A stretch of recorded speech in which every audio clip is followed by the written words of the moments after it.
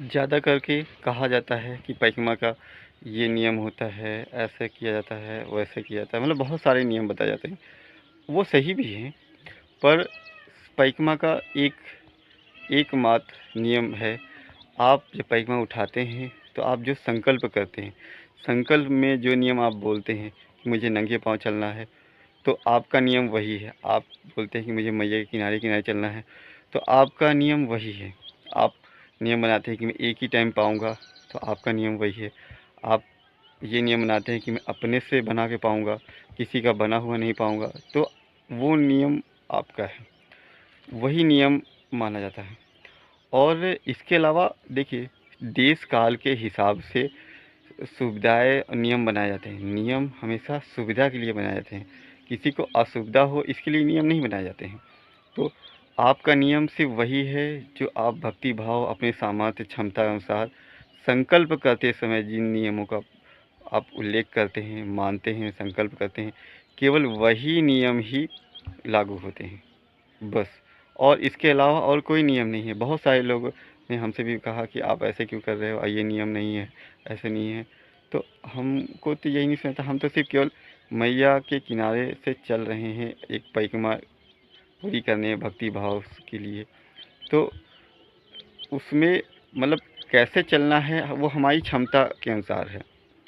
अब कई लोगों ने कहा, लिख के भी चिपका रखा है आश्रमों में कि जो नंगे पाँव नहीं चल रहे हैं वो परिक्रमा नहीं कर रहे हैं। तो भाई जिसकी जितनी क्षमता है उतना ही करेगा ना। जिसकी क्षमता है 100 रुपये दान करने की 100 ही करेगा। अब आप कहोगे जो 1000 रुपये नहीं दान करेगा वो 1000 रुपये वो दान नहीं कहलाएगा, तो ऐसा तो है नहीं। तो जो भी आप नियम अपने लिए मानते हैं कि मुझे नंगे पाँव चलना है, मुझे दंडवती करते चलना है, तो आपका नियम वही है, दंडवती करने चलना है। तो इसके अलावा और कोई नियम नहीं। आप जब संकल्प करें तो आप संकल्प में ये करें। देखिए पूजा सुबह शाम आरती वो तो आप घर में भी रहेंगे तो भी कर सकते हैं। परिक्रमा पूरी हो जाने के बाद भी करना है, तो क्योंकि आप मैया के प्रति प्रेम है, भाव है, जुड़ाव है, तो आपको करना ही चाहिए। तो परिक्रमा में भी आपको सुबह शाम आरती ही करनी है। आप जहाँ पे पहुँचो वहाँ पे पवित्र होके, हाँ, नहा धो के, अगर नहीं नहा धो सकते हैं तो पैर हाथ धुल के अच्छे से फिर आप शाम को आरती पूजा कर सकते हैं। और जब आप सुबह चलें तो ये ज़रूर ध्यान रखें कि सुबह उठ के स्नान करके, फ्रेश होके स्नान करके फिर आरती पूजा करके ही वहाँ से चलें, क्योंकि ऐसा करना ही सबसे उचित है। क्योंकि आप फिर स्वतंत्र रहते हैं, आपको कहीं रुकना नहीं पड़ता आरती पूजा करने के लिए, तो आपके लिए वो सबसे उत्तम है। पर अगर आप ऐसे उठते हैं, चले जाते हैं, चल देते हैं, तो वो ठीक नहीं माना जाता, क्योंकि सोने के बाद बहुत सारी प्रक्रियाएँ होती है शरीर में, तो वो हमारे शरीर को अपवित्र कर देती है। तो हम जैसे उठते हैं अगर हम उसी समय स्नान कर ले, आरती पूजा कर ले, तो वो अच्छा ही है। और एक कारण और भी है, हम जहाँ रुकते हैं, भोजन पाते हैं और रुकते हैं, तो उन सब का खर्चा लगता है। वो हम वहाँ की पूजा करके, आरती करके भी एक तरीके से कुछ अंश चुका सकते हैं। मतलब पूरी तरीके से नहीं, मगर कुछ अंश चुका सकते हैं। वहाँ पूजा जितना हम वहाँ पर पूजा करेंगे, पाठ करेंगे, वहाँ का स्थान का महत्व बढ़ेगा, पवित्र होगा। इस तरीके से हम थोड़ा अपनी तरफ से अनुदान के रूप में कर सकते हैं कि हम भाई कुछ नहीं कर सकते तो पूजा पाठ या ध्यान यहाँ कुछ करेंगे, तो उसका फल वो स्थान पे प्राप्त होगा। इसलिए भी जब आप स्थान से चलें तो वहाँ पूजा पाठ, अपना आरती पूजा नियम जो भी है वो करके ही चलें।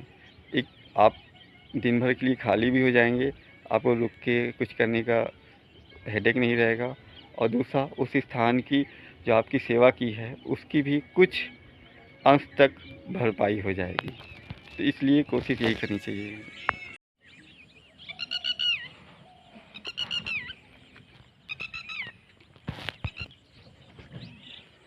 आप परिक्रमा ग्रुप में भी कर सकते हैं और अकेले भी कर सकते हैं, क्योंकि दोनों में ही कोई दिक्कत नहीं है, दोनों भी अच्छे हैं। मगर अगर आप अकेले करते हैं तो वो जो अनुभव हैं, जो दिव्य अनुभव होते हैं, वो अकेले होने पे ही ज़्यादा करके होते हैं। क्योंकि जब आप ग्रुप में रहते हैं तो आप एक तरीके से जुड़े रहते हैं, तो आप पूरी तरीके से मैया से या परिक्रमा से नहीं जुड़ पाते हैं, क्योंकि आपके मन में बहुत सारी चीज़ें चलती रहती हैं एक दूसरे के प्रति देखते हुए। तो वो भी अच्छा ही है, मतलब ग्रुप में रहने के अलग फ़ायदे हैं, एकांत में रहने के अलग फ़ायदे हैं। ये निर्भर करता है कि आप कैसे मानसिकता के हैं। अगर आप एकांकी और पसंद करते हैं तो आपके लिए अकेले परिक्रमा करना सबसे उत्तम है। बहुत आनंद आएगा, बहुत अनुभव होगा, बहुत अच्छा लगेगा और मैया की कृपा प्रत्यक्ष दिखती रहेगी। और आप अगर साधना करने वाले हैं तो एकांत ही सबसे उत्तम रहता है। पर अगर आप ग्रुप में कर रहे हैं तो उसके अलग ही फ़ायदे हैं। आपका भजन बहुत अच्छा होगा, आप ग्रुप में भजन करते हैं, आप एकदम निश्चिंत रहते हैं, साथ में कोई रहता है, हर हमेशा में एक दूसरे के साथ रहते हैं, उसका आनंद अलग है। मतलब आप ऐसे समझ सकते हैं कि एक रसगुल्ला है, एक जलेबी है, तो मतलब टेस्ट स्वाद अलग है, दोनों में ही कोई दिक्कत नहीं है, दोनों ही बहुत अच्छा है। तो आप दोनों में से कोई से भी कर सकते हैं। मगर अब आप साधना के दृष्टि से परिक्रमा करना चाहते हैं तो आप एकांत अकेले ही परिक्रमा करिए। ज़रूरी नहीं है कि पूरा अकेले करें, जो रास्ते में मिलते जाएँ उनके साथ करते जाएँ, मगर शुरू करें अकेले ही और प्रयास रहे एकांत में के लिए। तो जो अनुभव एकांत में होते हैं, जो आनंद आता है, जो दिव्य अनुभव होते हैं, जिसका बारे में कहा जाता है कि नर्मदा मैया प्रत्यक्ष ही रहती हैं परिक्रमावासियों के साथ, वो सभी को प्राप्त होते हैं। सभी परिक्रमावासी लगभग कभी न कभी एकांत अकेले उनको थोड़ी सी परिक्रमा करनी पड़ती है, तो ज़्यादा करके तो उनको वो तुरंत ही अनुभव होते हैं और बहुत आनंद आते हैं। हमें बहुत सारे परिक्रमावासी मिले हैं जिन्होंने अकेले काफ़ी परिक्रमा की, जो बहुत आनंद में थे, बहुत भाव भरा हुआ था। ऐसा लगता था कि वाह, क्या परिक्रमा का आनंद आ गया। और जो जिस तरीके से परिक्रमा करना चाहता है वैसे ही परिक्रमा करता है और मैया उसी के हिसाब से उसकी सुविधा करती है। तो आप निश्चिंत होकर परिक्रमा करिए। अगर आप करना चाहते हैं, सारी सुविधा, सारी व्यवस्था सब मैया देखती है। आप बस परिक्रमा उठा के चल दें, बस आपका तो आनंद का काल शुरू हो जाता है। आप उतने जब तक परिक्रमा में रहेंगे आपको आनंद ही आनंद रहेगा और पूरा विश्व संसार जो आपको मिलेगा वो सब आपका ही होगा, आपके ही परिचय का ही होगा, आपकी व्यवस्था के लिए होगा। बस आप अपना मन मैया में जोड़ रखें। नर्मदे है, नर्मदे है। आपने एक बार अगर अपना मन मैया में जोड़ दिया और परिक्रमा तब शुरू की तो बस आपकी परिक्रमा उसी समय पूर्ण हो गई, संपूर्ण हो गई। क्योंकि परिक्रमा का मेन उद्देश्य तो वही है कि मैया में भक्ति भाव बढ़ाना, उनमें समर्पित होना।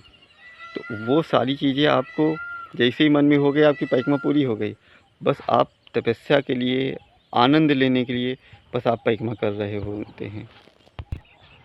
ज़्यादातर करके परिक्रमा 3 कारणों से लोग करते हैं।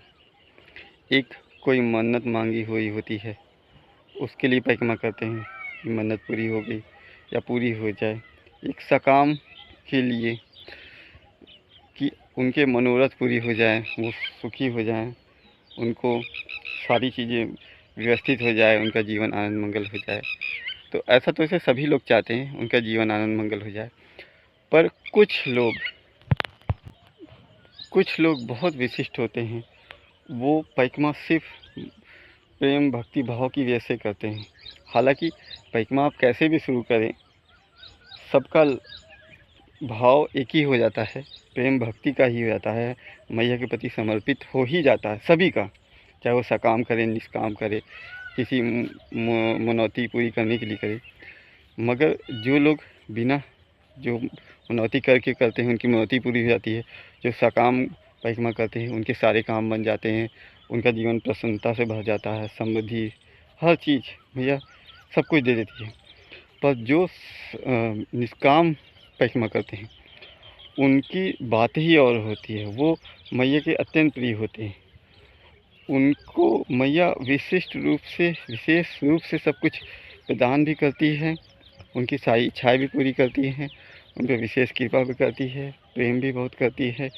प्रेम सबसे करती है, मगर वो बिना किसी कारण से सिर्फ केवल भक्ति की वजह से परिक्रमा करते हैं, इसलिए वो विशिष्ट शेष हो जाते हैं। वो सभी के पूजनीय भी हो जाते हैं। तो इसीलिए सभी को कोशिश करनी चाहिए निष्काम परिक्रमा करने की, क्योंकि मैया तो वैसे भी आपकी सारी इच्छा पूरी कर देने वाली है परिक्रमा करने के बाद या परिक्रमा करते हुए।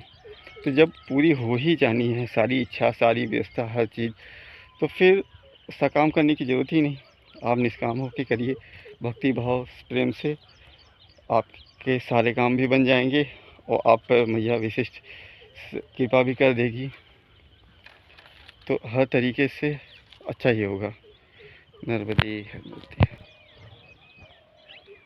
नर्मदे नर्मदे नर्मदे नर्मदे।